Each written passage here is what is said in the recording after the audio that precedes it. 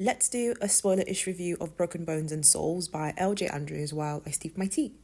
So this is set in a world where magical abilities are tied to bone, soul, or blood. The main plot driver is really the different type of magic called melding, which is rare, special, coveted, hated, but is also quite terrifying.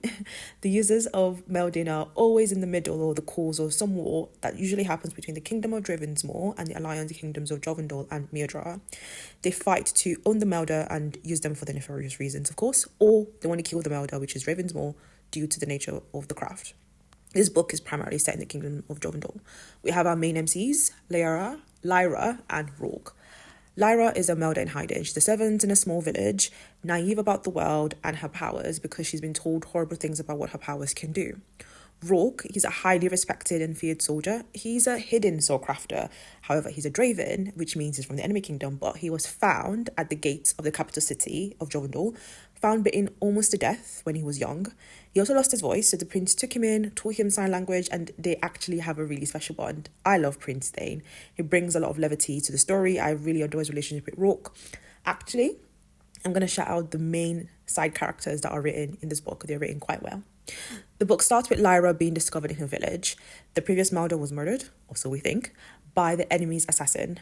Rourke almost gets Lyra's brother killed. Not her blood brother, she's an orphan, to prove that she's a melder for the king. So her initial fear of him was quickly overshadowed by hatred of him. She hates him, but there's also something that still draws her to him, and of course him to her. He also hates her. Not really her, but he has a really bad history with melders, so he hates melders.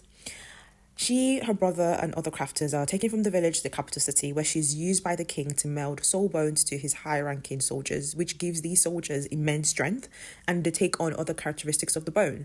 So their personality, the magic, so they take on the characteristics of from the soul that the bone originally came from.